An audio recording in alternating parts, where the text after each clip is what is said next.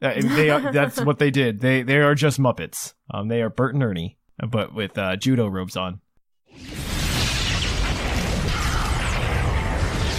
And now, coming to you live from atop the Lavender Town Radio Tower, it's the one, the only, P.U.C.L Podcast.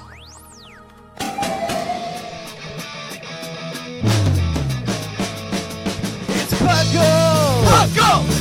It's P.U.C.L! Pokemon Underground Champions League, oh yeah! P.U.C.L!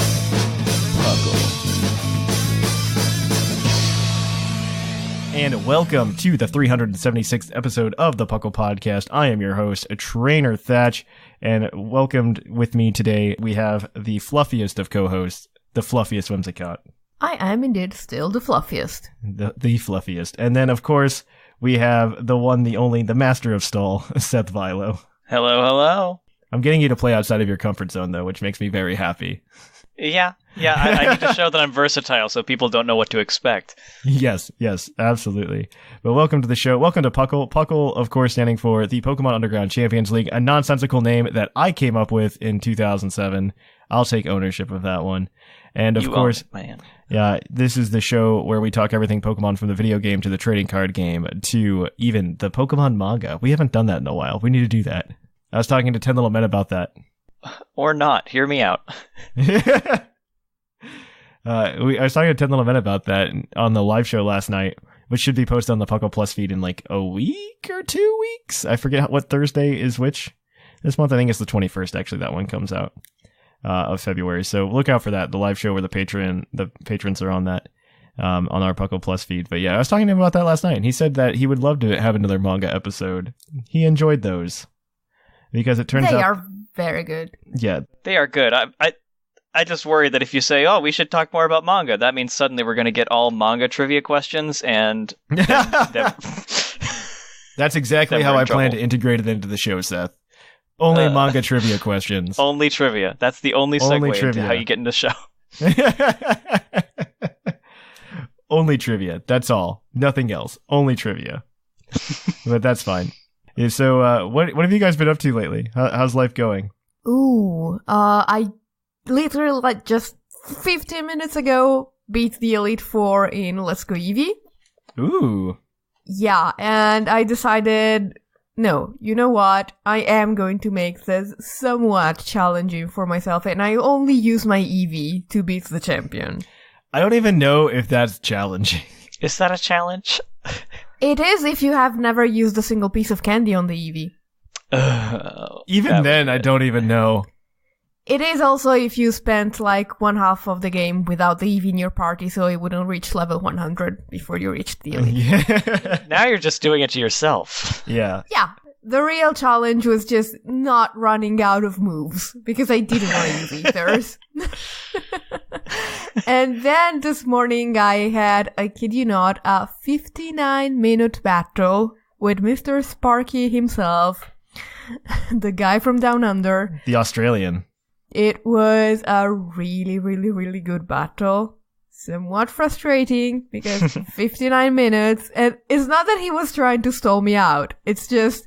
He had such a solid team and such a solid prediction game that even though I managed to sneak past his predictions a couple of times, I could not manage to take those last few HP off of his Azumarill, and thus I could not take the win, but oh boy. Oh, oh boy. Yeah. I purposely haven't brought like 4 of my Pokemon yet. I've literally only brought the same 6 the past 3 weeks in the UUTC because I just want to have that surprise factor. Also, I haven't locked in my sets either at that point. It means I haven't locked my sets in, so I can always just change the set from what I already have.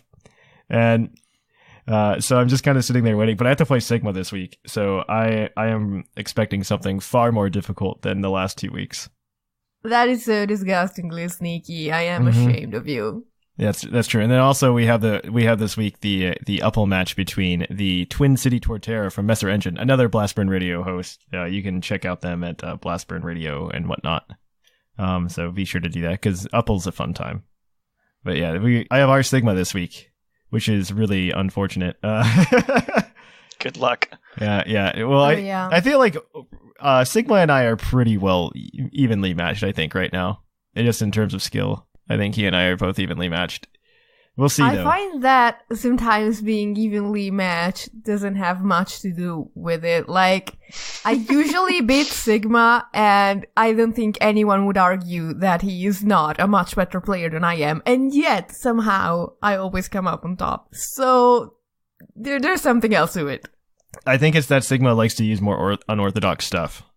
I think that's honestly it. That's probably the bigger factor. It's just that Sigma's playstyle is a little bit different than everybody else's. And I don't want to get too deep into that because playstyles are a huge part of Pokemon, and that is not something we should be talking about today. But No. But yeah. That is a topic for another day. That is a topic for another day to just dive into playstyles. How about you, Seth? Anything new, interesting? I've just been doing the UUTC, just doing that, having fun with it. That's good. I battled Jedi DJ the other day, and I finally got to unveil my incredibly evil Sableye set, so... What is your incredibly evil Sableye set? Are you willing to divulge? Absolutely, now that it's public record. Mean look, calm mind. Beat 'em up, calm mind, is that what you just said? No, mean look, calm mind. You grab one thing, calm mind 6 times, and then just go ham. Man, that would be silly. That would be silly. Unfortunately, I grabbed his Tentacruel that had haze, so that wasn't nearly as fun as I was hoping it was. That is not nearly as fun. Absolutely not. No, I'm pretty excited. Also, not to mention that we did the Battle Clinic last night. We did the Little Cup Battle Clinic, and the Battle Clinic got record numbers. I couldn't believe it. People love coming into these things. We had like 16 people show up to Battle Clinic. It's just been slowly growing. We had like 10 the first one, then about 12 the second one, and this is the third one, and we just hit 16. Dang, that's awesome. I mean, they're a fun time because we'll just hop into voice chat and just talk while we're doing everything and just hang out. And I think everybody has a good time. And not to mention, it helps that people can drop in and out while we're doing it. So it's an absolutely good time, especially if you want to get some easy league points for the Puckle League to maybe make it into that final tournament where you can win a Nintendo Switch of whatever the cheapest Nintendo Switch at the time is. So keep that in mind. You can win a Nintendo Switch if you go play in the Puckle League, which I'm actually really happy with how the Puckle League structure has turned out too this year. That's just moving along very smoothly, and I think the Battle Clinics are probably one of the best things we've done in the community in a very long time. Like, it's really just brought the community together, and I really do enjoy that. So if you haven't already, jump into a Battle Clinic. We're going to be hosting another one soon. Don't have the dates yet. If you want to keep up with those, though, you can always check out our Discord, where we will be posting the latest information for those Battle Clinics, because that's where they take place. If you want to join the Discord, that link's always in the show notes, as well as on our Twitter, pretty much on our website, too. It's everywhere. Like, if you search Puckle Discord, you will find it. But that is, I guess that's a good place to start. We have some news to talk about, so let's kick it on over to the news and cue that epic music.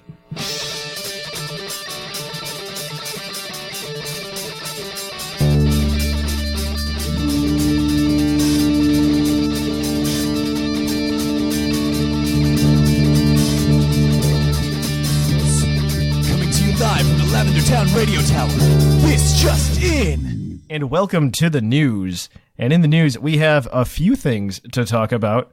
So first of all, Nintendo surprised us with the release of a TCG app, where you can scan every card from, I think, Sun and Moon onwards and get information for it. It also acts as like a translator between languages, if I'm not correct. I know, Seth, you know more about this, and you've got opinions. Yeah, I think it's really cool. I will tell you flat out, I am not going to go scan my entire card collection and put it on my phone, because that is too much work, even though that's what this app is marketed for. What I think is really cool is when you're reading maybe an article about some new deck that came out somewhere, you have no idea what a card does. Like, people playing Lost March right now are suddenly all hype about Emolga, and you wonder why on earth are they talking about Emolga. You can look it up on your app, and you can be like, that makes sense now. That's what I think is coolest, is just having an index of here so you don't have to Google a card just to see what it does. Absolutely. I mean, that's kind of cool. It's nice that it just kind of shoves it all together. And I mean, you can scan them, I guess. I mean, from a collector standpoint, I think meh. But from a player standpoint, when you're trying to like look into cards and you want a quick reference, I think this is probably the way to go. It depends on how clunky they make it, though. I feel like they have a tendency to make some of their apps pretty clunky. Yeah, I've got some comments about how it could be improved, but they're not going to listen to old me. Like, Maybe put a back button in there. That'd be nice. Oh well. Do you not have an Android? I do. It's just, it hides the back button when you're on it, so... Oh, well, can't you just, swipe up and get it? I can do that on mine. Yeah, but that's an extra step. It might be different because I have... Wait, do we have the same phone? No, you have the P.U.C.L. Yeah. That's right. Yeah, it's just an extra step. I want to move my thumb once, not twice. Ugh, okay, that's fair. I understand that. I get that. I know that pain. I know that pain. Moving on, though, Community Day is happening next weekend on February 16th, so if you want that shiny swine-ub and to get Mammo Swine... With Ancient Power. Is it Ancient Power? Yep. That sounds like a really poopy special move. It's a terrible special move, but it is so cool flavor-wise. But if you want to go do that, that's going to be taking place at the normal times next week. In the Americas, where most of you are, it is 11 a.m. to 2 p.m. Pacific, which is 2 p.m. to 5 p.m. Eastern. So be sure to get out there, go get your swine-ups. Hopefully it's not too cold. Hopefully there's not another polar vortex in the Midwest and people can actually go outside. Maybe that's why all the swine-ups are out. And it's going to be so nice and balmy over here in the Americas. In the Europe land, in the Whimsicott land, it's happening at 10 a.m. to 1 p.m. February 16th. So go over there, hang out, go catch your swine-ups. That's where, I'm just trying to cover, where people actually live that listen to the show. And technically, in Whimsicott land, it's at a different time, because what you just said is UK time, but fine, whatever. That's fine. That's true. That's not Whimsicott land. Well, I just expect Europe to be Whimsicott land. Fine. All of Europe. I shall rule over the entire continent fairly. That is yours. Also, by the time you're listening to this, it's too late, but Pokemon Go just did a Friendship Weekend event where everything's double friendship. So yay! Yay! Trades are half as much, and you get double friendship when you do interactions, which means that you get +4 this weekend instead of +2. I think it's a really stupid short event. I did get a new best friend this weekend, so I'm okay with it. Not me. No. That's for sure. I'll tell you that much. All right. All right. Moving on, though. The international championships are happening this weekend. The Oceanic, is this the Oceanic? Yeah, the Oceania International Championships are taking place in Australia next week, February 14th through the 17th. So be sure to check it out. It's going to be on stream. It starts, I believe, at God, I can't do the math for the time in my head real quick. It's starting really, really late on the 14th, and then it goes on Friday and Saturday as well, and it ends probably early Sunday morning for everybody else because Australia's on the other side of the world. Mm-hmm. That's the problem, but it's fine. You guys can check it out. They're also going to be doing Pokken Tournament finals as well. There's a Pokemon Tournament event. I think we talked about this on the show briefly about how they're forcing Pokken Tournament into the internationals. Yeah. So that's happening if you're interested in that. Pokken Tournament, that game that nobody remembers still exists. I so literally don't know where I put my cartridge. Yeah, it's fine. I mean, you're not missing out on much. But yeah, you can watch all that VGC and TCG action that weekend. I think this is the only international that's going to be taking place in the Moon series of VGC. I think the other one happens after Ultra Series kicks in. Maybe. So, I know this is the first set that Team Up is legal, so we'll get to see people are doing with that. Yeah, that's true. Team Up is legal for the TCG event, and in the VGC, I believe this is the only Moon Series International. I believe the next one is an Ultra Series, because it takes place in April, and it switches over around April 1st. Woo. So definitely check that out if you're interested to see some Moon Series action, and see a Pokemon like Kyogre and Incineroar, and then nothing else. Nothing else. Zero other things. Whatsoever. All right, and the more exciting part about that is we'll find out when North American Internationals are taking place after this international is over. So I really, really, really, really need to know. We all need to know. It's fine. For undisclosed reasons, we all need to know. Finally, and I think this is a nice little piece to end on in the news segment today, and I think it's a really cool little story that's coming out. Funko Pop, remember when they did those Pikachu figures, just Pikachu bobbleheads a few months ago? Well, they just announced that, one, they're going to be doing Bulbasaur, which is terrifying in and of itself. Because his eyes are just black. Figure? But no, it's adorable. I do like it better than the Pikachu Funko. I will admit that. And I kind of want that so I could just get the Bulbasaur, Squirtle, and Charmander Funkos. I kind of want that. On top of that, though, they're also combining with... It's like a Funko crossover with Pokemon Center, almost, I want to say. And it's called what are these called? They're called... Day with Pikachu? A Day with Pikachu figure set. And the first one coming out is later this month on February 13th, so this week. You can get your grubby hands on it. I'm gonna try to do it for me because it's adorable. It is called One Lucky Day with Pikachu, and it's Pikachu wearing his green hat, all ready for St. Patrick's Day, holding a luck incense. It's adorable. I'm a huge fan. The luck incense is a fantastic touch. Yeah, I think it's fantastically awesome. So I'm going to try to get my hands on one of those, as well as maybe the Bulbasaur as well. The other ones have been announced as well, up until I think like November-ish, November, December. Yeah, the November one is hidden because it's like we have silhouettes, a right? new friend or something like that, so it probably has a Gen 8 Pokemon. Yeah, the title of that one is A Day with Pikachu, A Cool New Friend. A cool new friend. Now, we also have A Day with Pikachu, Rainy Day Pokemon. A Day with Pikachu, Blooming Curiosity. I imagine like a bloomin' onion. I can't get that out of my head. Like bloomin' onion. Blooming doesn't work for me anymore. I can't say that word without thinking about a bloomin' onion. That is just a testament to the marketing by corporate FX food Studios. chains. Yep. Sweet days are here, sparking up a celebration, which is around 4th of July, so that makes sense to me. Splashing away summer. Charged up for game day, which is it's like September, so that's football probably. Surprises to fall for.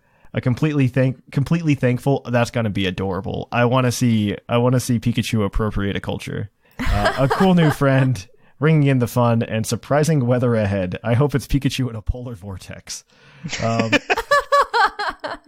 And he's just freezing. And he goes, why do I live where the air hurts my face? So that is going to be it, though, for the news today. I don't think there's too much other news to cover this week. I mean, this is a pretty short news week. It is honestly probably the calm before the storm. We are in T-minus when this show comes out. That's the 11th. So 15 days until Pokemon Day. So we're going to go ahead and try to get to the quiz. So we're going to switch it on over to Puckle's Poke Quiz.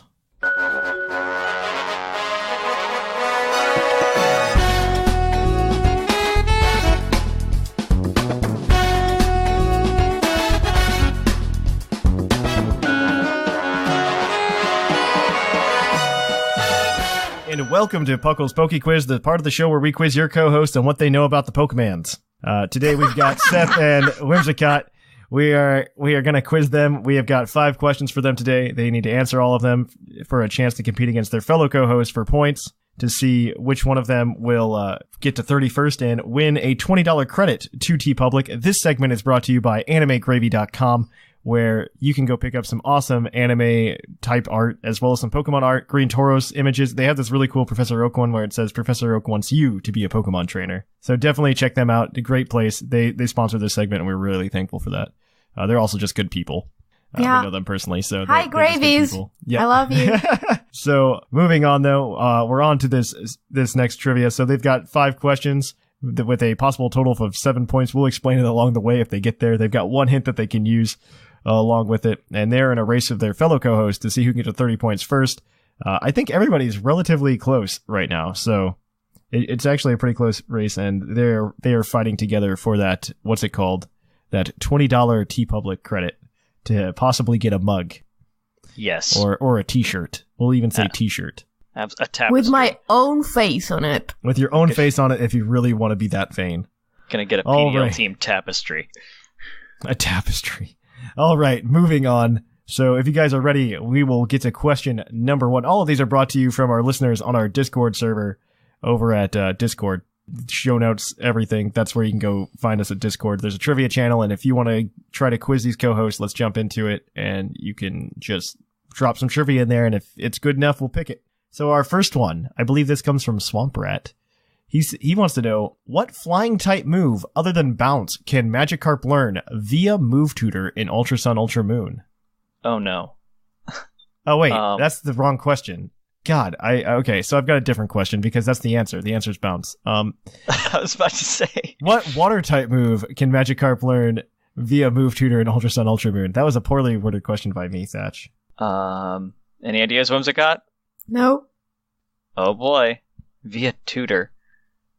Magikarp doesn't learn a whole lot. I think it learns Water Gun by level up at some point, maybe? I don't think so. I think it's Tackle Flail. I think that's pretty much it. Oh gosh. What's a weird water type move? Something... By tutor in Gen 7 or in Ultra Sun? Actually, this is a Ultrasound. lie. This is false information that I received from the Discord server. Let me double check to make sure I had the trivia correct before we move on. This will be fun to edit. I'm sorry for the correction. I apologize. This is on me. I believe this was from Swamp Rat. I could be mistaken. I can't find it. Okay, either way, we'll move on to the next question. Oh, wait. It was... Okay, what non-normal type move can Magikarp learn in Ultra Sun, Ultra Moon? But this is actually a false statement. I don't think this is actually true. You will not get this. I'm going to give you the point for the mistake on my part, but the answer is Hydro Pump, apparently, but I don't believe that. Actually, yeah, that... Does it get Hydro Pump? I think it might, like, really late. Maybe there's something after Flail in Level Up. Let's I don't see. know. So, looking at the list right now, Magikarp does not learn it by Level Up. And it also does not learn it via breeding. It does not learn it whatsoever from what I can... Oh, here it is. It learns it from an event in Generation 5, but does not learn it in Ultra Sun, Ultra Moon. So that was a misleading trivia. I apologize. I will just give you the point. It was fun to put us off our game. Yep, because I messed up the first question. But moving on. All right, next question. Which legendary Pokemon shares a cry in the anime with Obi-Wan Kenobi's brave Varactyl Mount Boga from the modern masterpiece, Star Wars, Revenge of the Sith? This question is word for word from 10 Little Men. Dialga, final answer. Is Dialga your final answer? I think so, unless it's Palkia. It's one of those two. I'm almost certain it's Dialga. Is that your final answer? In the movie? In the movie specifically? In the movie, yes. Now I'm doubting myself, but I'm going to say Dialga. Does Whimsicott agree? Yes. That is unfortunately incorrect. Dang it, it's Palkia! It is Palkia. No! Palkia shares a cry. So, unfortunately for you, that is an incorrect answer. But you're at 1 point because I gave you a free one. No, I'm ashamed of myself because I knew it. It's like Thatch is playing this game just to completely confound me. Like, there was that early question, it was a giant mess, and then he mentioned Obi-Wan Kenobi, and, like, my mind was suddenly filled with Star Wars. Yeah, I mean, it was a Star Wars question. It's the little four-legged running thing that he is on when he's chasing General Grievous. Yes. You are assuming I watch Return of the Sith more than once. You don't know Hello There memes? That's a modern masterpiece. You don't know General Kenobi memes? You know how I feel about the prequels. How they're meme gold? That's what you should feel. All right, so next question, also from 10 Little Men. Oh, I had to rephrase it. What Generation 2 Pokemon had no stab moves available to it upon its introduction? Like, it couldn't learn any moves of its typing. I think I have an idea. Whimsicott, anything? If you have an idea, let's put that out there and then think a little more about it. My idea is Gligar. We had a question about Gligar a while back, and it was something about stab moves. I don't think it learns any stab on level up. I think it's mostly normal and poison moves that it learns. This is in general. This is just in general. Like, if it's any other way in Gen 2. Oh. It counts. Oh. It wouldn't be Smeargle. That's normal. Technically, it's not a stab attack, but it's a normal move. And can also get access to normal type moves. So. Exactly. Yeah. I'll give you that one. What's a Generation 2 Pokemon with a really, really weird typing? Like, compared to maybe what it... gosh. It's not a legend. It's not... I feel like it would be like a baby or a pre-form or something like that. All right, I'm going to need an answer. Yeah. I honestly don't know. You have the hint as well. Oh, that's Might as right. well, since I screwed us up on Palkia. This is a dual type Pokemon, and it's very hard to obtain. You can get it from using Rock Smash in Generation 2. That's one of the ways to get it, but you also just got one gifted to you in Generation 2 as well. By that information, and it can't learn stab moves in Gen 2, is that what, right? Yes, I'm pretty sure. That's what 10 Little Men said. Okay. I could double check. Is it Shuckle? That's a Rock Smash thing. And it also seems pretty convincing. So yes. That is the correct answer. Shuckle in Generation 2 did not learn any okay, it technically learned rollout, so that is an incorrect question, but it did learn rollout via TM. Otherwise, though, so the questions are just failing really, really hard. So this is on the man. fans. This is on the fans who provided them to me in their trivia sections, so they should all feel bad. All right. Next question, 2 points, one for each answer. You guys are at 2 points right now. let's go for 4. Which 2 generations did not introduce a Pokemon that can learn Glare by level up? Okay, Generation 1 is out because 4, Arbok. 6, 7. I'm crossing them out. 1 is out. 2 is out because Dunsparce. 6 is out because... Oh no, by level up. I don't... Superior learns it, but not... By breeding. It's by breeding. Yep. Zygarde, 6 out. Generation 7. 3, 7. We're at 3, 4, 5, 7. Great. My gut is, and it's 2 of them. Yes. Only 15 Pokemon were introduced in Gen 7, so that might be a possibility. Only 15? Okay. Oh no, 3's out because of Seviper. Okay, good. I was going to say Masquerain, but fixed it. So Viper is there. So it's like 4, 5, and 7, and we have to say 2 of them. Yeah. That's a guaranteed point. Let's take an extra 10 seconds and see if we can make it 2. Is there anything snaky in 5 or 4? I'm gonna need an answer, guys. I would say Okay. 4 and 7, because I think there's just got to be something in 5 that learns it, because that one's the one with 800 Pokemon. And yet, I think it's... I don't know. I would have said 4 and 5, but What's your final answer? go for it, Seth. Oh gosh. 4 and 7. 4 and 7 is only half correct. Dang it. The answer is 4 and 5. It is, you're right. Whimsicott, I lead us astray. It is 4 and 5. So Arbok learns Glare by level up. Dunsparce learns Glare by level up. Seviper in Gen 3 learns Glare by level up. In Generation 6, Zygarde learns Glare by level up. And in Gen 7, catch this, I wouldn't have known this either, Drampa gets Glare by level up. No. And he says, "Get off my lawn!" Yeah. So that is 3 points for you guys right now. We're going to move on to the final question. The final question, as always, is your base stat question. And this week, I want to know, what is the Rock-type Pokemon with the highest base speed? Mega Aerodactyl Okay, comes so- to mind. How much is Mega Aerodactyl? I think it's 150. Same as Mega Alakazam. Okay, that's pretty darn fast. So there's nothing I can think of that goes faster than that, because Minior is slower, Lycanroc is slower, and yeah, I think you're right. I think so. Mega Aerodactyl is your final answer? Give us like 10 seconds to think about something we might have missed. There's no legend. I'm pretty sure it's Mega Aerodactyl. I really cannot think of anything else. Yeah, let's go for it. Mega Aerodactyl is correct because I miscounted. And that is 4 points for you guys today, so good on you. Because you miscounted. What did you miscount? So I counted. So what I do now for these is, because I've gone through so many of like the higher up ones, that I try to go and find like the 18th type that shows up on that list. And I miscounted. I forgot that I counted rock type already. And I counted Lycanroc. I'm like, oh, that's interesting. I'm like, yeah, Mega Aerodactyl is actually the right answer. So that's what happened to me. But that gives you guys some trivia points this week. You got 4 points this week. I'm so mad at 10 Little Men. Yeah, 10 Little so Men mad messed at him. everything up. That It's Palkia fine. question. I was so proud I knew that, and it was just wrong.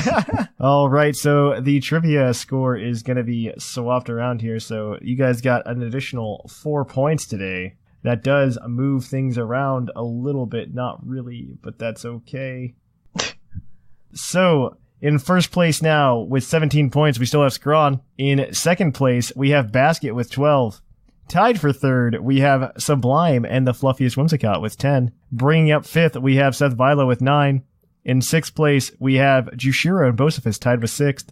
And following up after that, we have Linian with 4 points. Everybody else has yet to get on the board. All right, so tune in next week, guys, for another exciting segment of Puckle's Poke Quiz. Hey Puckalonians, it's Sublime Manic. Can't get enough of your favorite flip-flopping podcast? Then check out our social media. You can find links to our Facebook, Twitter, Reddit, and YouTube, all from our website, pucklepodcast.com. And you can join our Discord to hang out with your favorite hosts and other Puckalonians. Also, check us out at twitch.tv/thepucklepodcast. And if you have an Amazon Prime account, consider subscribing to our Twitch channel. You can also check us out at YouTube /pucklepodcast. And we also have a Patreon if you're able to give anything at patreon.com/pucklepodcast. And welcome to the topic. Our topic today is going to be figuring out what kind of Pokemon designs can happen in Gen 8. Whether it be the Ultra Beast type designs or new Pokemon designs.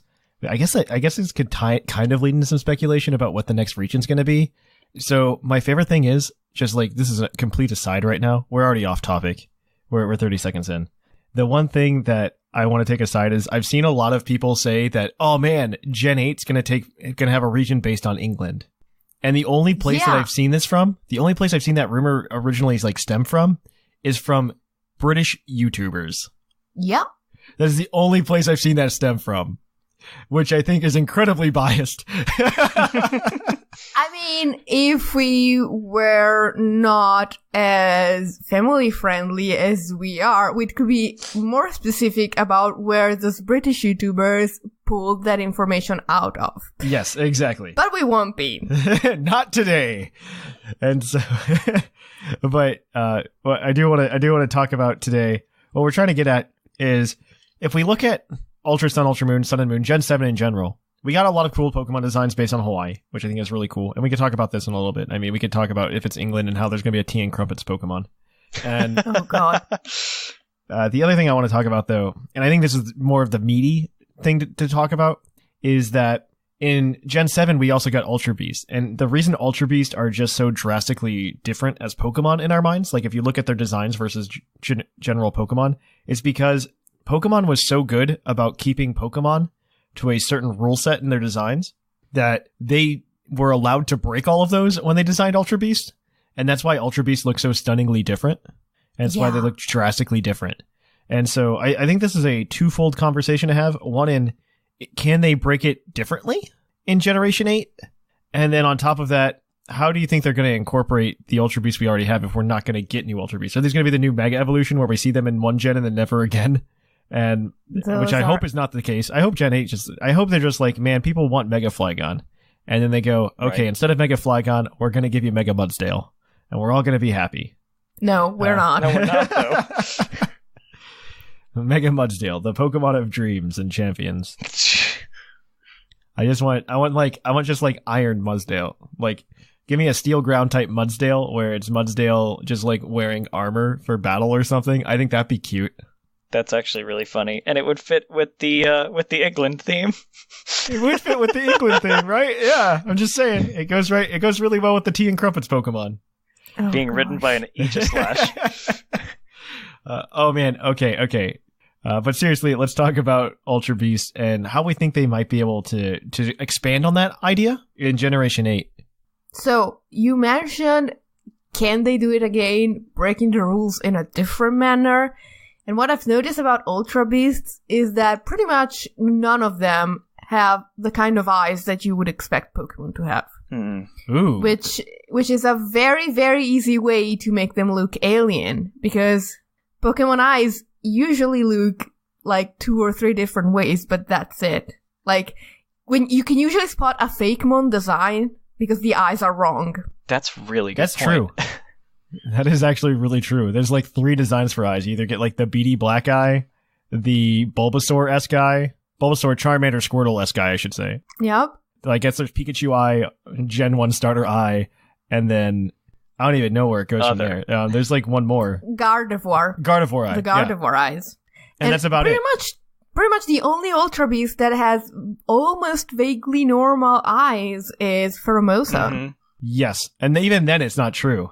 Exactly. They're still a bit off. So I suppose... Wow, that's a good pickup. I didn't even actually notice that until you brought it up.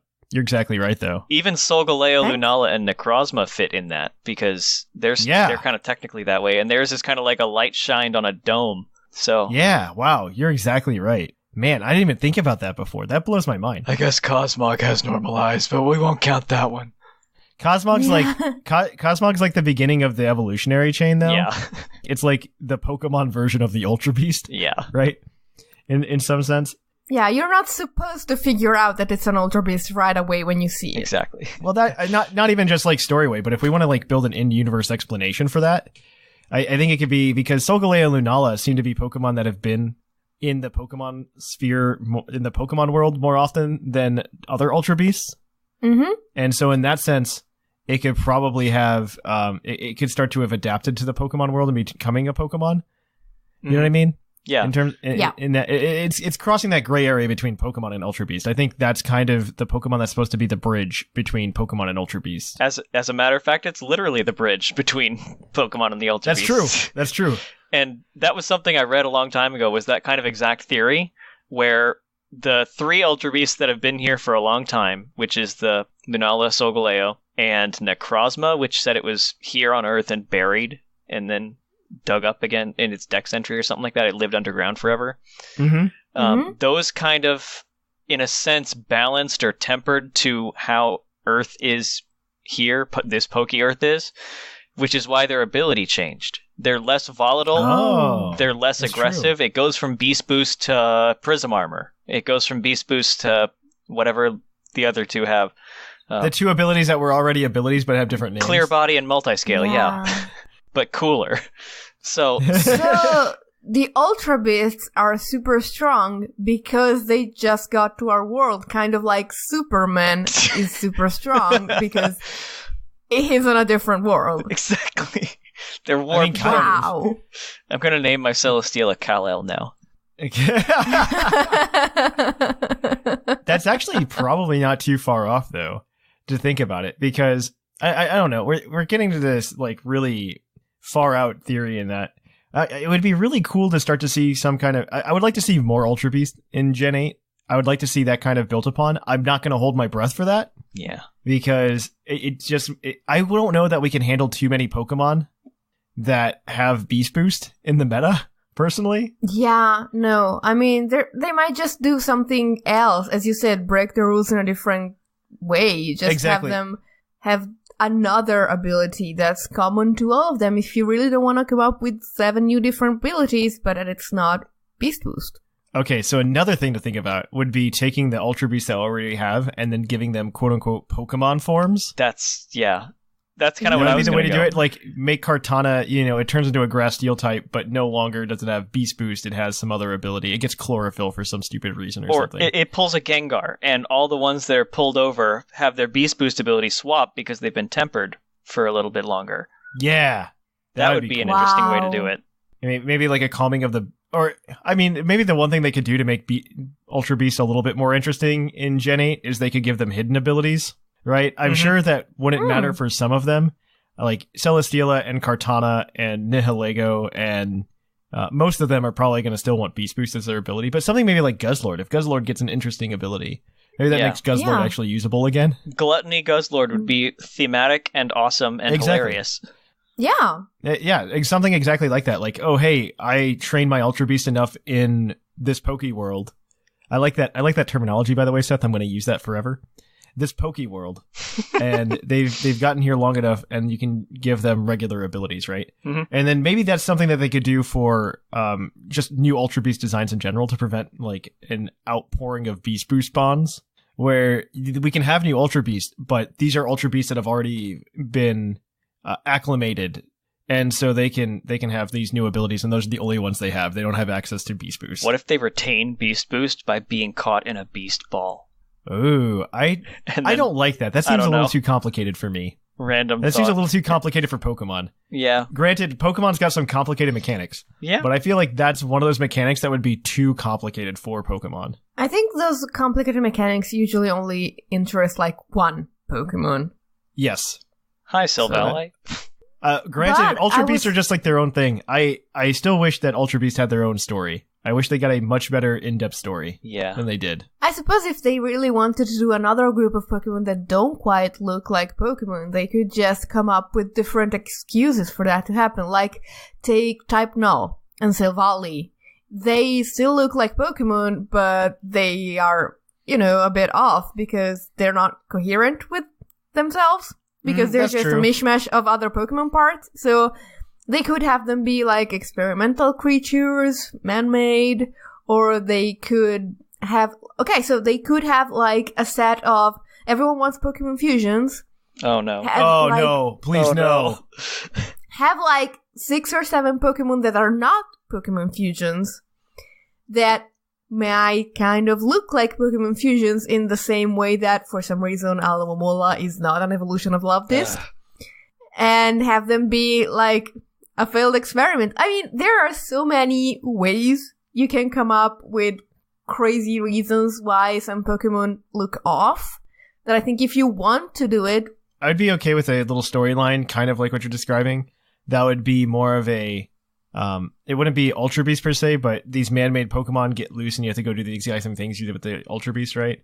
And I don't want to call them failed experiments either, because that just kind of brings into mind like melting like Pokemon essentially, like, oh man, I'm disfigured or something like that. I mean, that's what the language means to me, at least. But maybe just experiments that are ongoing that get loose, because it's essentially just Mewtwo. We're talking about Mewtwo. Yeah. And we're just talking about a new class of Pokemon like Mewtwo. I mean, if you look at the original Pokemon designs as well, Mewtwo definitely has a more like synthetic design compared to the rest of the Pokemon that are based on natural creatures. Mm-hmm. And yeah, that's definitely something that Pokemon definitely strives for, is to try to do Pokemon that are based on creatures. And like I said, they can break the rules and it makes them look drastically different. I think that you can break the rules though, like you said. I think you can just break the rules again, and you could just break the rules and have some kind of awesome like design choice that surrounds all of them and encapsulates them to make it possible. I kind of hope they do that, because I mean, we've talked about things like Z moves and Mega Evolution, which are these new battle mechanics that they've been happening, and we're just like, well, what's the Gen 8 gimmick, right? First of all, I hope there is no Gen 8 gimmick. Yeah. Granted, there's going to be, but I don't want there to be. And but I think that they can definitely go ahead and do that again, right? They can do the same thing with Ultra Beast, because like Ultra Beast happened, are they going to do Ultra Beast again? Is that going to be a gen-to-gen gimmick, just kind of like we hope that regionals will be? I think they will be, in the same sense that they have to have a very magnetically charged area in every single map now, ever since Gen 4. Man, they're bottlenecking themselves kind of hard. Yeah, right? because now we have to have a place to evolve Magnezone / Probopass.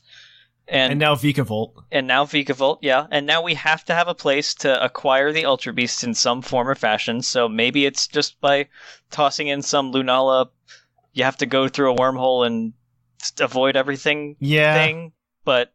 Well, considering both of the last two generations have had plots or subplots that had to do with alternate dimensions and wormholes and such. Mm-hmm. That's what I was going to mention too. Ever since Auras, they've really embraced the multiverse. They're really starting to push that. And I think they kind of have to, right? They kind of have to. Mm-hmm.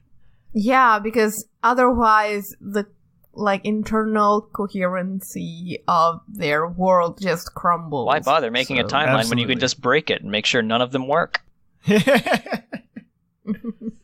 Yeah, I agree with that.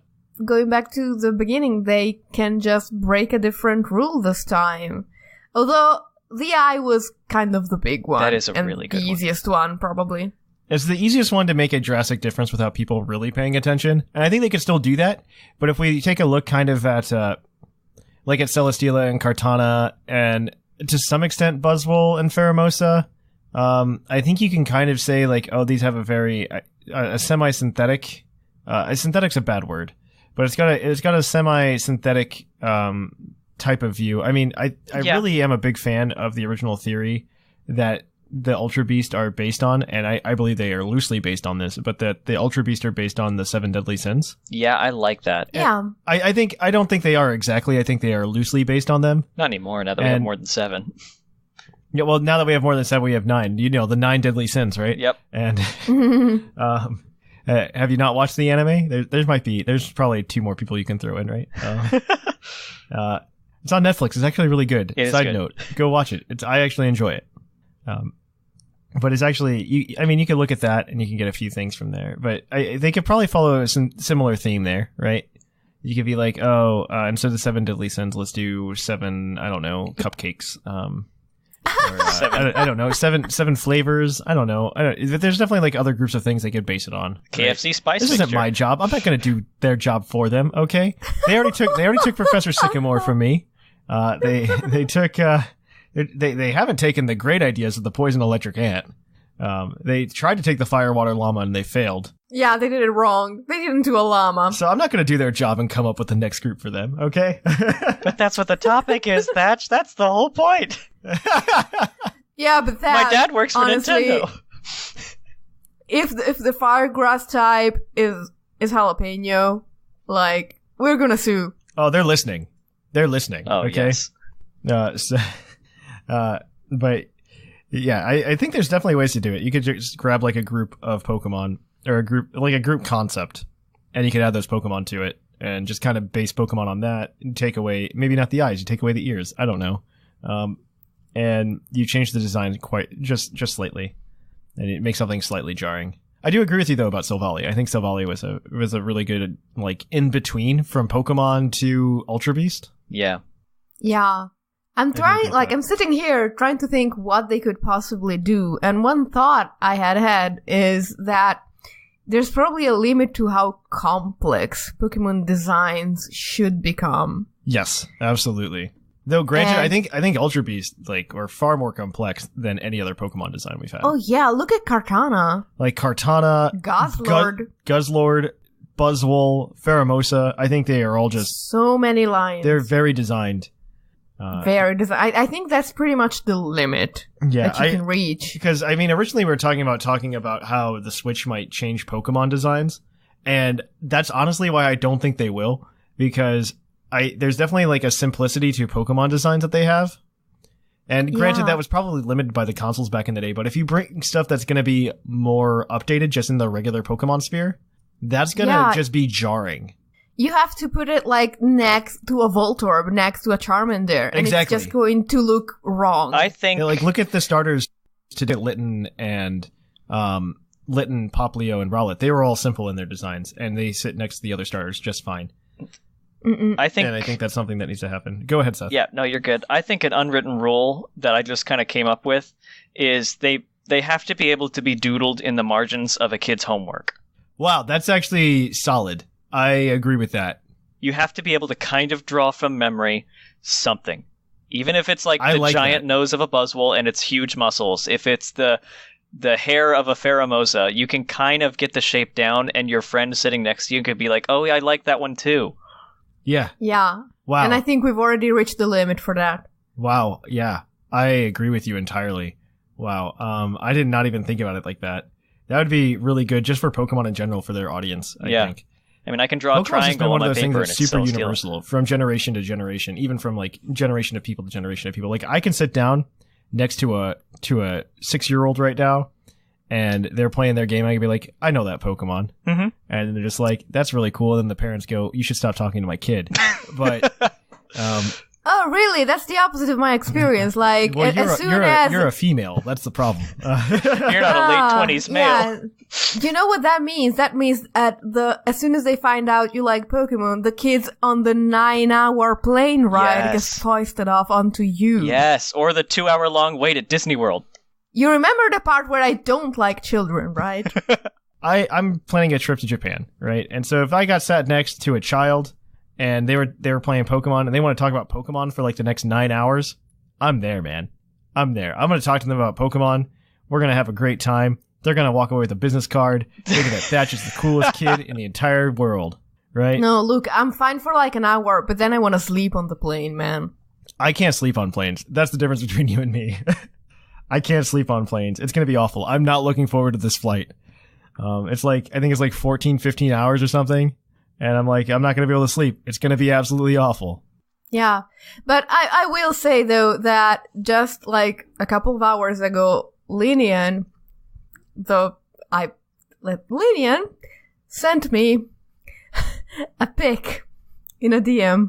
And it was just Giovanni on the slide with the Pokemon with the caption, me, when I'm 40 and still playing Pokemon. Yes, I've seen that. I love it. True story. Gosh darn you, Linian. True story, though. Just because he's like half my age, that doesn't give him the right. It's fine. It's fine. But yeah, Ultra Beast. I think there's definitely a way to, I think there's definitely something they can do. I don't know if it's going to be Ultra Beast per se. I kind of hope it is. Like, I'd love to see that just become like a recurring theme in Pokemon and then for them to use them properly. I hope it's something different instead. Something, as long as it's done properly. Like, I think Ultra Beasts were just such a waste of an opportunity to take Pokemon games into a much different direction. In a good direction, not like a bad direction or anything. I think if you would have been like, oh man, Because they were like onto it. They were like almost there. They almost did what I wanted them to do. Because when you first encounter Nihilego in Aether Paradise, you had that small little battle with it with the question mark on its name. You don't know what type it is. You don't know what it is. Yes. They were so close. It was so good. They were so close to making what I thought would have been the perfect way to integrate them. Because then you even get that cutscene where Tapu Koko is about to fight Buzzwole / Pheromosa. Mm-hmm. That would have been awesome. And then you got Nanu versus Guzzlord. There are just so many places where they could have done better. They could have just been like, okay, now your job is to go beat the bosses, right? You have to go around the region beating all of the Ultra Beast. Then you come back, then you fight Lusamine, right? That would be great. That would have been fantastic. Unfortunately, It was a wasted opportunity. And I'm here to let you know, TPCI, you wasted your opportunity. I'm sure there's somebody at TPCI that listens to this and doesn't actually take our ideas seriously. One day we'll find out. But I guess unless you guys have anything else to say, I think that's a good place to end it. I think we said everything that we really wanted to say. I mean, we could go on for another hour about potential new ways to handle regionals, mega evolutions, and all that stuff. Oof, that's another episode. Mm-hmm. There we go. That is another episode. That's another episode for another day. All right, guys. So that's going to be it for the topic. We are going to take a short break, and we'll be right back at you with the Pokemon of the episode. We will catch you on the flip-flop. Hey, guys. My producer told me I need to be more hip with the kids for these TeePublic commercials, so here we go. Let's dab on the haters and Pokemon Go to the TeePublic store this Valentine's Day, when the TeePublic store is on sale on the 13th and 14th of February. You can get cool designs such as our Altaria Airs logo on a t-shirt, a cool throw pillow, which actually does look pretty slick, a mug, or even a tote bag, which actually looks pretty cool as well. Everything you purchase there goes to supporting the podcast directly, and we really appreciate the support. And if you guys go there, we'll really appreciate it, and thank you. Even if you don't, thanks for listening to the show. We appreciate your support, and we are going to kick it on over to that Pokemon of the episode, and I'll catch you guys on the flip-flop.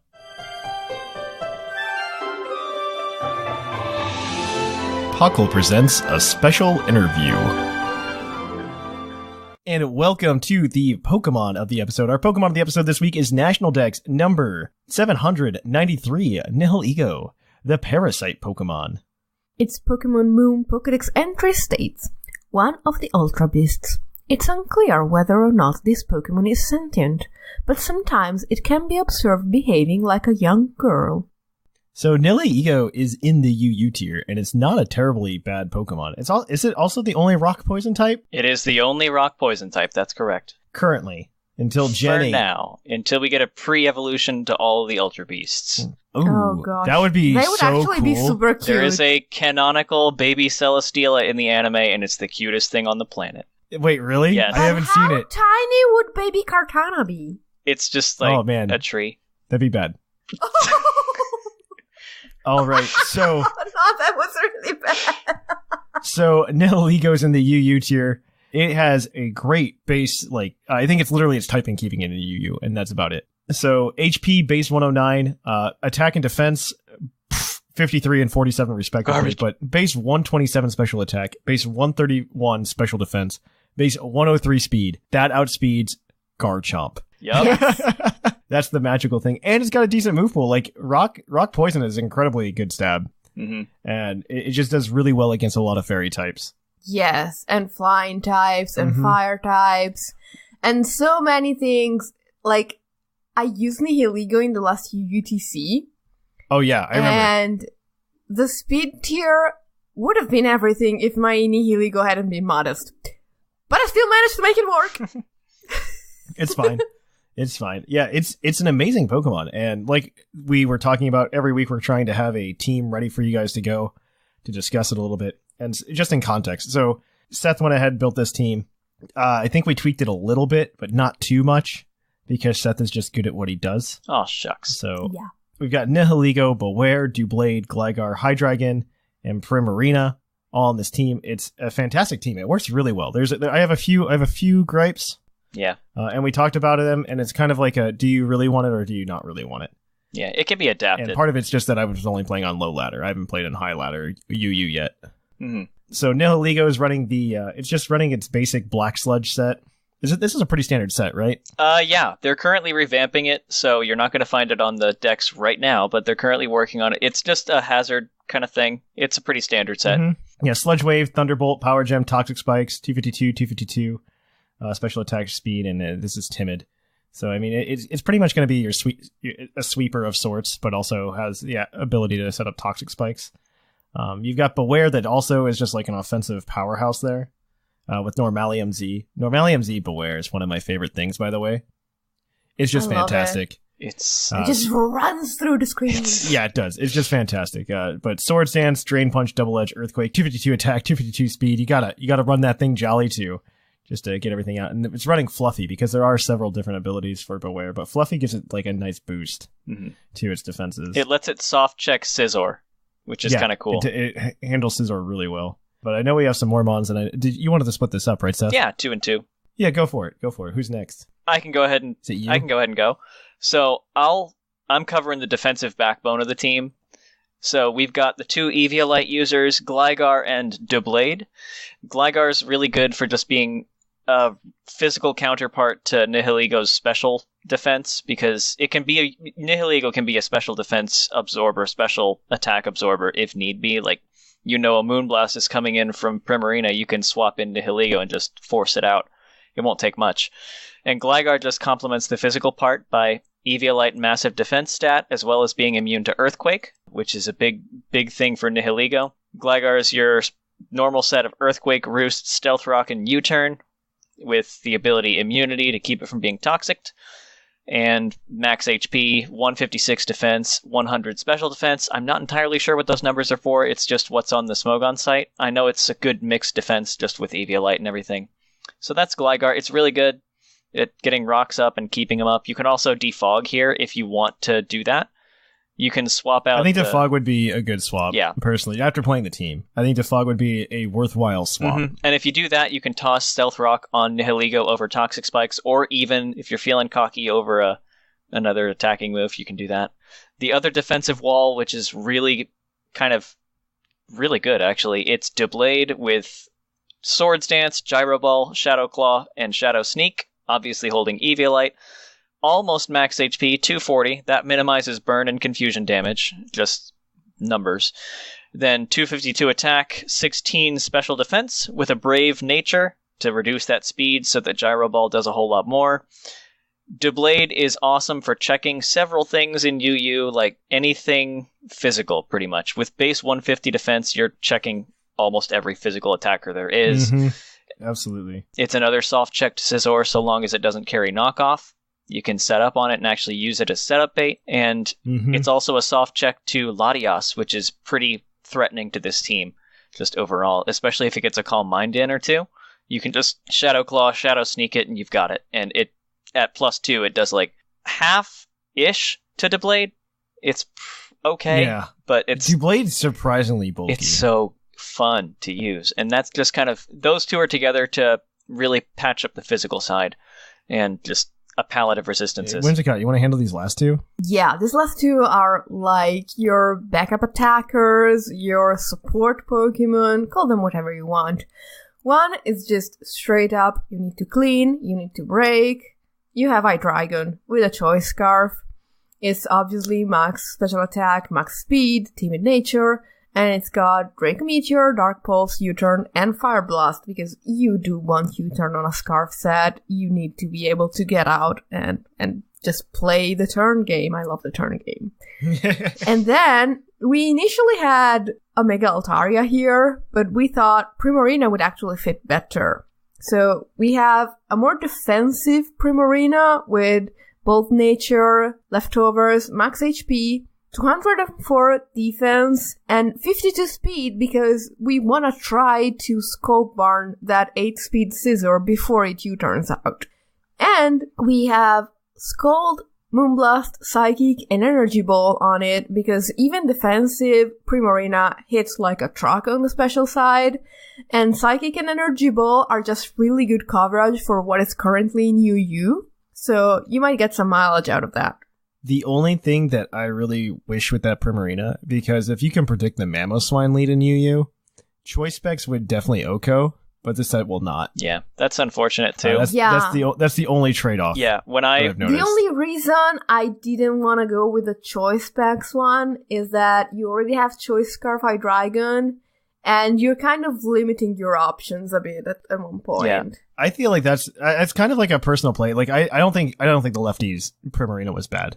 I'll start with that. But if you want to play Pokemon, I mean, you're obviously a good player as well. I think it's definitely just a playstyle thing, though. Mm-hmm. You can definitely get away with 2 choice items. I have done it before.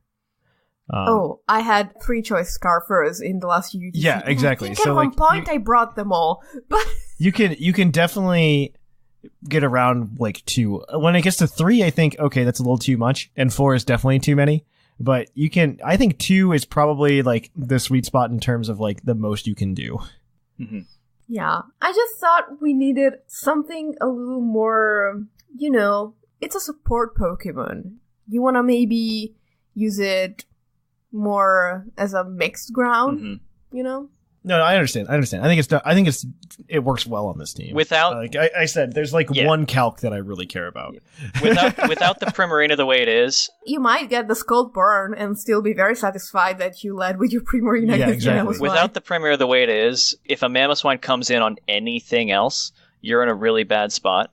It kind of cleaves the team in half, especially because your physical backbone is weak to it just innately. Exactly. I faced a Mamoswine today. Yeah, both of them are. Yeah, that was a saving grace for me, was having a really defensive Primarina that could come in and at least attempt or get a Scald Burn on whatever switched in, but it really held the Mamoswine at bay. So, I agree with that. Yeah. I agree with that. All right, but that's the team for you this week. Of course, like we said, you can always catch that at pucklepodcast.com. Seth puts that up for you because he likes you. Aw. And he puts that up there for you guys with a few comments, and you guys can just grab that team for yourself and try it out on the showdowns. And if you have Black Magic, put it on your card. But yeah, I mean, that's Nihilego. I mean, it's got some cool, it's a good Pokemon. I mean, there's a couple other sets it can run. Choice Scarf is pretty prominent. Just to take advantage of that base 103 speed stat, which kind of puts it above base 100 Choice Scarf users, such as like Victini or something else like that. It's a good Pokemon. There's plenty of other sets to run. Life Orb and Electrium Z. We really looked at this week. And in case you thought, Whimsicott mentioned Modest Nihilego, I bet that's really good. It's not. Like, it doesn't outspeed Positive Nature base 95s, which is something you really need to hit. Yes, so please that's true. Use a team with Nihilego. Yes. All right, guys. But yeah, I think that's Nihilego for you. Like I said, check out pucklepodcast.com for the full details, and you can check out this team for yourself. We're going to take it on over now to the mailbag. It's mail time! It's time for the mailbag! Send in your emails! And welcome to the mailbag. The mailbag, as always, is brought to you by the energy drink Green Tauros, the energy drink that gives you hooves. Hooves! And if somebody writes a compelling enough email and we remember, we'll give out the Green Tauros badge on the Discord server. Those are the 2 criteria. It needs to be a good email, and 2, we need to remember. If we don't remember, it doesn't happen. All right, so we didn't do the email segment last week, but we're doing it this week. Last week we had the interview with Old Man Tup. If you haven't listened to that, I suggest you go listen to it. It was a good time. You can go listen to that. But 2 weeks ago, we asked you guys what Pokemon you would like to see get an evolution. And this was sent to us at our email, pucklepodcast@gmail.com. And this is the segment where we're going to read some of those emails.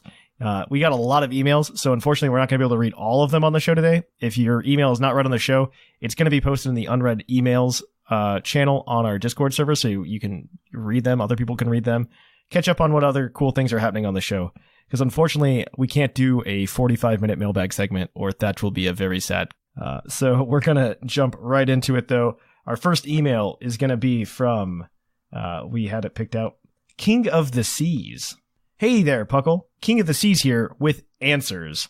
I just finished listening to the last episode, and trust me, Jinx does not be an evolution. Or need an evolution, I'm going to assume. I don't want my creepy, kissy friend being in a high tier ever. Pokemon can be put into the ground in my eyes. Last hung before question. I think you need to proofread your emails, but I think autocorrect took over. Wish I could get on the get in on this sweet, sweet merch, but as a high schooler that has time without money is a sad, sad boy. But please, in my sake, buy that merch. That's really weird. Don't have to buy our merch. TeePublic's fine, unless you want to. It's a great way to support the show. Okay, on to the question. New evolutions for Gen 8. Let's go. 1. Old Farfetch'd. Not exactly a new evolution, but like a tribe of old and dying Farfetch'd. What? They can't reproduce, and that they've all been getting really smart to the lack of physical ability. Probably flying psychic type, with moves like Future Sight and Air Slash being obtained. The stick looks much more like a cane. I think that defeats the purpose of Farfetch'd, in my mind.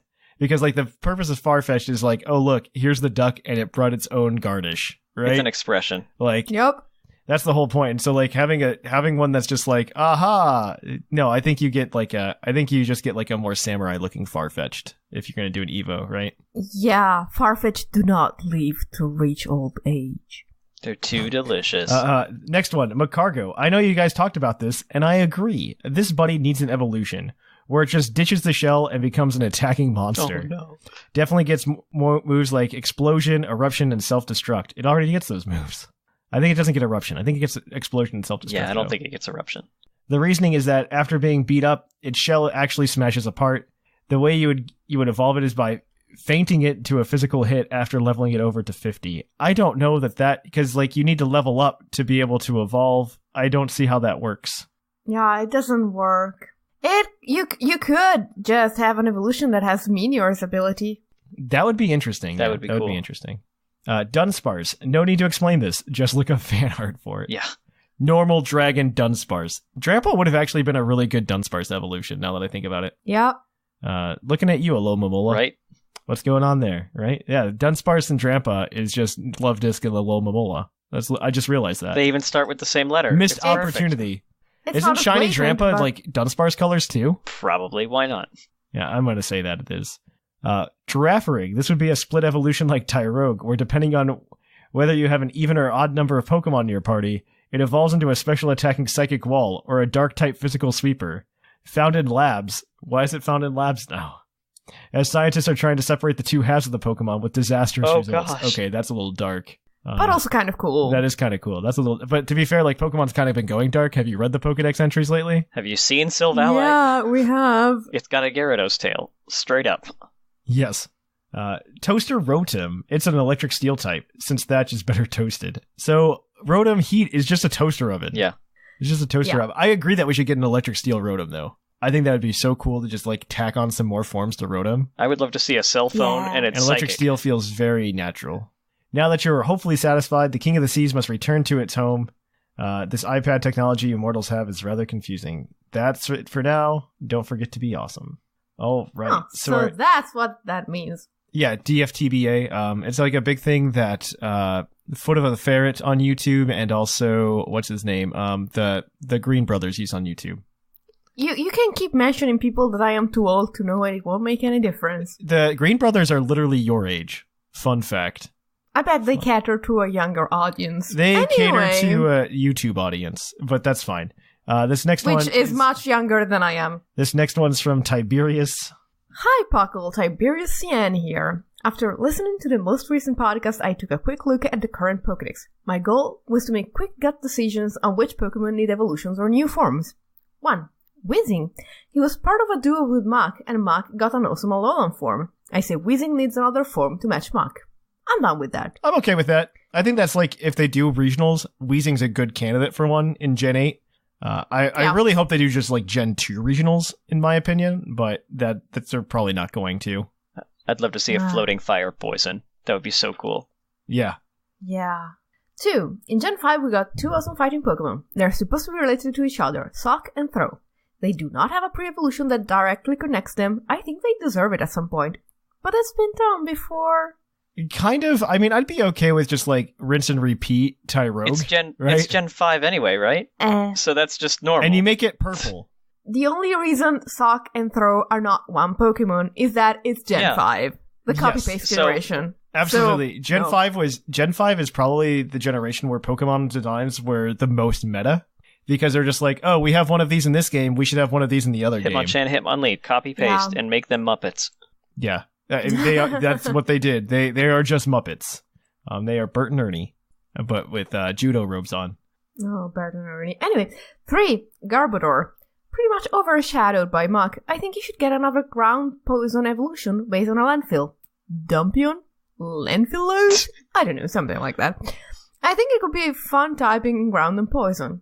Yeah, okay. Yeah, maybe. Yeah, why not? Yeah. I just don't see it getting any bigger. You know, it's. I don't think that Garbodor, like, if we were to like go meta for a second, I don't think Garbodor can handle another evolution.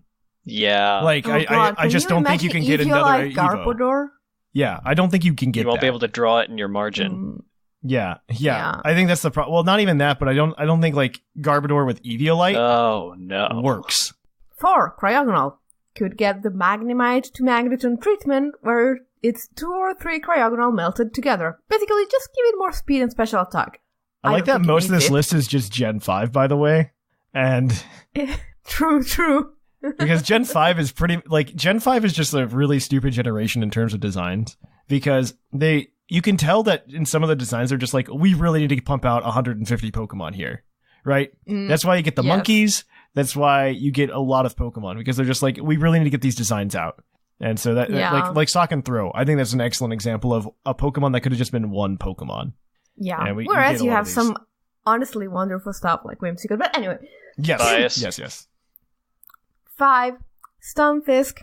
I don't have anything in mind, but looked at it and said, why not? Which is probably what the designers originally thought. Like, they looked at Stunfisk and said, why not? We need to get 150. Why not? We need more Pokemon here. You know?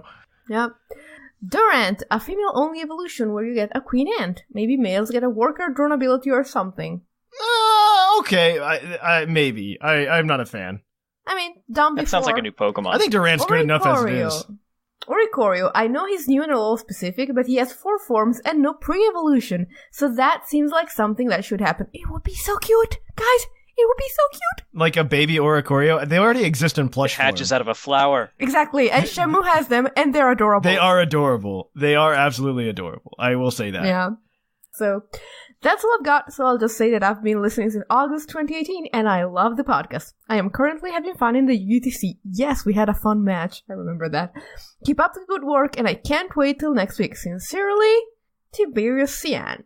All right. So this next one is going to be from Trainer Wolf. And I think this is all you, Seth. Yep, I gotcha. Hello, Thatch, and whoever he has. Trainer Wolf here to theorize about the mailbag. Last week you brought up the fact that most Pokemon nowadays are designed specifically for their native region, and I think we should apply that logic when theorizing about new evolutions as well. Which Pokemon would fit best in the next game's region? Of course, Game Freak hasn't announced the next region yet, but put your seatbelts on. Birdkeeper Toby believes it will be based on the UK, and many other theorists... Bias. I think it'd be cool, though, but... Other theorists have found evidence supporting this view, so I think it's a good place to start. Side note, if it comes out as Crown and Scepter, I'm going to be happy. In the next region, if the next region, is based on the UK, there are a lot of already existing Pokemon that would fit there. I think Pawniard would be an interesting Pokemon to get split evolution, since in chess, pawns can be promoted to any other piece. Along with Bisharp, they could introduce Rookus, Rook and Ruckus, haha, and Knitword, Knight and Sword, and possibly even a Queen and King. That's so cool. I do agree with that. I think that's a really cool idea. I love that idea. It could kind of be like a regional evolution, That too. would be so because, neat. like, Pawniard is in England, right? Mhm. And it's eating its tea and crumpets, and it's like, okay, now I want to evolve into a Rook. And, like, that's it. Bishop. Like, it needs to be a Rook. It can't be, like, a big piece in chess. It needs to be, like, one of the side pieces Yeah. in chess. They've already got Bishop, they've got Rook. It just evolves into Stakataka. Bishop and Rook, I think Bishop and Rook would be, like, the two to have. Side note, I nickname all my Stakatakas Rook, but moving on. I was also thinking about the dragon mythology of England, and I think a regional variant of Druddigon could be interesting. Druddigon's currently NU, but if it got a type swap, say Poison Dragon or Fire Dragon, it could get better coverage moves to bump up in usage.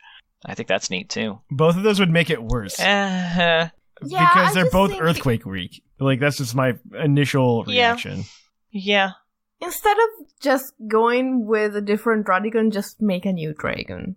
Yes, I think that's the... Well, Druddigon, in my mind, is probably the most traditional, like, European-looking dragon. You can disagree with me. I think the head looks more like the Chinese dragon in the movie Mulan. Okay, you're done, but that's okay.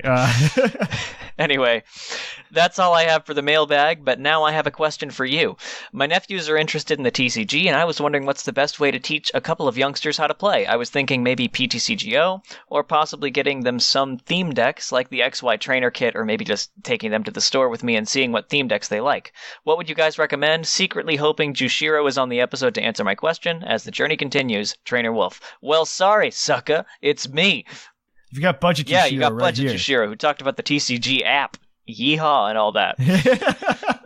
I think that theme decks are a great way to just get started, especially now. Yes, absolutely. Because you can just toss a couple extra cards that you just get on the side into a theme deck, and it's almost a competitively viable deck. Like, Swampert is incredibly the new ones, good. yeah, the new ones are really good about that. Garchomp is incredibly good if you can find them.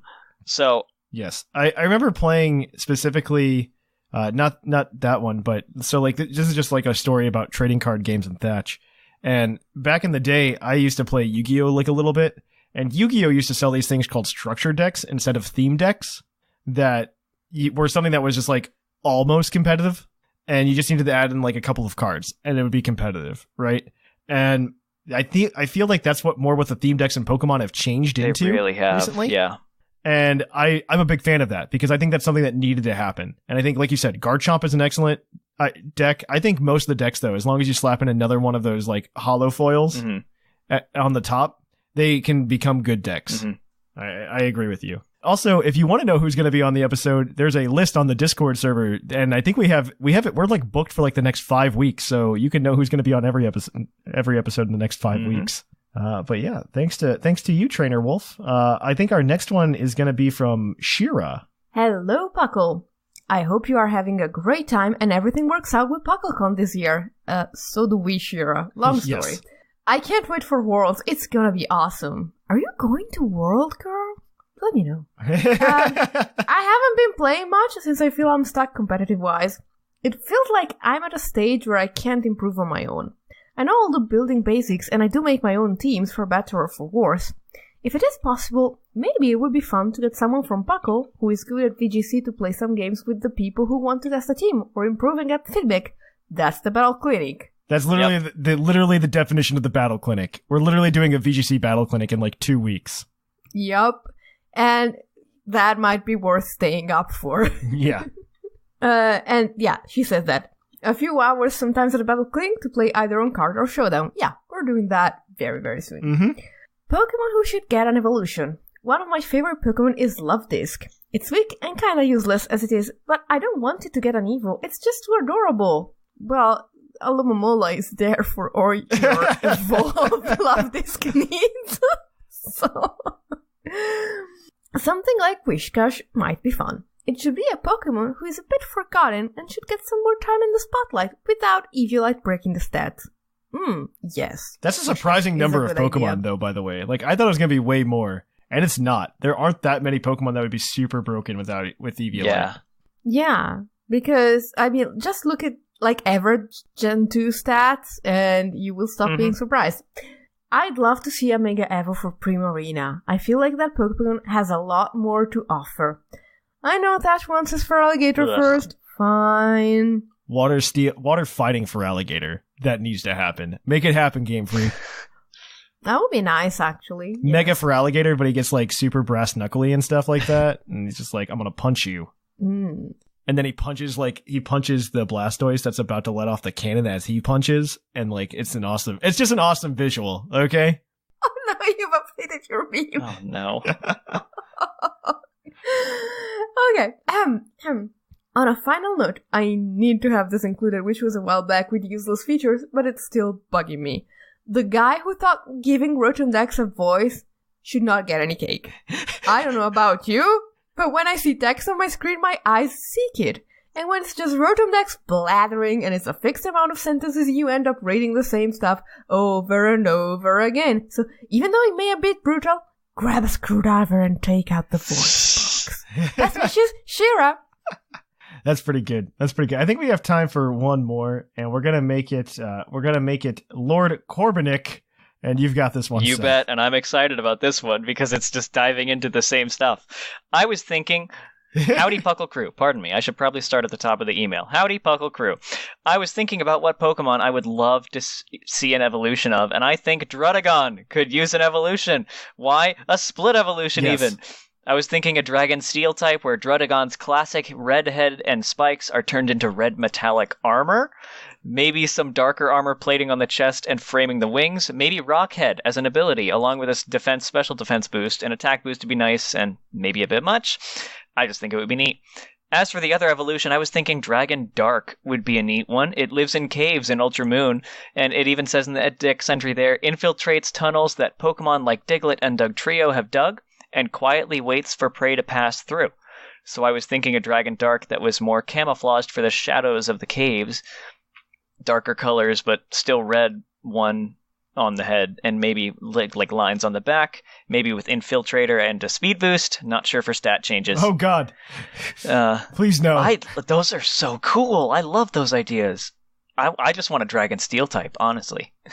Anyway, thanks. You have one. It's called Dialga. I know, but just one. It's got the same cry as Obi-Wan Kenobi's mount. But that would be so neat. Hydreigon was supposed to be a Dragon Steel type from the interview. They were going to make it based on an actual military tank, but then they backtracked. That would have been really bad. They backtracked it, and that's why it's got the lines on its body. It would have been if we're talking about Hydreigon being too good as it was in Gen 5, it would have been way too good as a Dragon Steel type. But it might not have had Levitate then. Because Gen 5 was before they got rid of the fact that Steel resists Ghost and Dark. And so Hydreigon would have had all of the resist of Steel and have the best. Although it would have Dragon Steel was a good typing in Gen 5. But fighting also and ground, was. and it wouldn't have Levitate. Yeah, but not good enough to scare Hydreigon with a Dark type. But I think Druddigon with Dragon Steel would be really cool, and maybe keep Rough Skin too. I agree. That would be so neat. It learns Stealth Rock. It can be a bulky Dragon Rocker. That's so cool. I am visualizing it as some kind of Power Ranger Zord creature, and it's pretty cool. Yes. It's I like cool. Druddigon now, guys. It's solid. Anyway, ending it up, thanks for reading my email and for all your hard work making the podcast and all of Puckle possible, brought to you by Lord Corbenek. All right. I think, unfortunately, we're going to have to stop there today on the emails, guys. We've hit 5 of them, and we're growing on 20 minutes These are here. so good, though. I don't want to go too much farther. So unfortunately, if your email wasn't read, you can go over to our Discord server and you can grab all of the unread emails. There's more than we've read, unfortunately, this week. But thank you for sending them in. We appreciate it, and we hope that you guys send in emails next week to the show, where our mailbag question is going to be, what do you think they should do instead of Ultra Beast? Or how do you think they can implement designs outside of Ultra Beast? Let us know. Where do you think the next region's going to be even? Let us know. Anything about Gen 8. We're really excited for that. So send that in, pucklepodcast@gmail.com. You can check that out at our Discord. Our Discord is in the show notes, as well as on our website, pucklepodcast.com. Follow us on social media, whether it be Facebook, Twitter, or Reddit. You can find out all the latest Puckle information there, and we really appreciate you guys following us on those channels so other people can find the Puckle Podcast. Additionally, if you want to keep up with more content, you can check out the Puckle Plus feed, where we post all of our side shows, Puckle Live, Battlecast, TCG Cast, Game Corner. You can catch up more extra Puckle episodes, essentially, every Thursday if you subscribe to that feed. Check it out. It's the orange-looking level ball on whatever podcast host you're using. You can check that out. So, of course, if you want to keep on going, though, and you want to help support the show, you can do so a few different ways. First, you can go to twitch.tv/the Puckle Podcast, and you can watch Jushiro, myself, and Orange Avenger on Twitch, and you can subscribe to us with a Twitch Prime or donate some bits or something from watching ads. We really appreciate your support there, but we also just like streaming and having a good time with you guys. Additionally, you could check out our Patreon at patreon.com/Puckle Podcast, where you can donate money, and you get cool rewards in return, as well as being on shows such as Puckle Live, getting free Pokemon, and also getting cool Puckle swag, such as the Bocephus TCG card that is finally getting shipped out this weekend. So you guys can snag that at the proper tier. Of course, if you want to get something else in return, such as a t-shirt or a mug, check out our TeePublic store. It's got a bunch of cool designs on there, and we really appreciate it every time you buy something. Seth just bought, what did you buy? You just bought the Kona head. The Kona diamond heads. I bought 2 shirts and 3 stickers. There you go. Yeah, you just bought way too much stuff. I like my team. What can I say? But you can get cool things like that over on our TeePublic store. And then finally, I think that's my entire spiel. No. No? You didn't give out the Green Taurus badge. I didn't give out the Green Taurus badge. The Green Taurus badge, out of the people that we gave, I think which one did you guys like the most? It's reset. So. It's reset. I liked Trainer Wolf's. He started off the Dreadigan thing and had a couple others in there. I really like the chess thing. I think those are some really cool ones. That's true. Okay, Trainer Wolf it is. Yep. Trainer Wolf, if you go to the Discord server, we'll hook you up, man. We'll hook you up with that cool roll, and your name can be a disgusting color of green. Woo! Woo! And I think that's it, though. I did my whole spiel about social media, so we're good. Of course, just check us out. The final thing I did want to mention, though, is make sure you check out the YouTube as well. We're trying to hit 1,000 subscribers so that we can, once again, become partnered and make a little bit of extra money over there. But we also do awesome UUTC battle commentaries over there. Whimsicott's leading the charge on getting all of that done. So thanks to her for doing that, as well as everybody who's helping with the editing process, the commentating process. It's a good team effort, and we're doing a really good job pushing that YouTube. So we would appreciate if you check out that content as well. So if that is it for this week, guys. So here in the Lavender Town Radio Tower, I am Trainer Thatch. I am the Fluffy. And I'm Seth Vila. And it's closing time.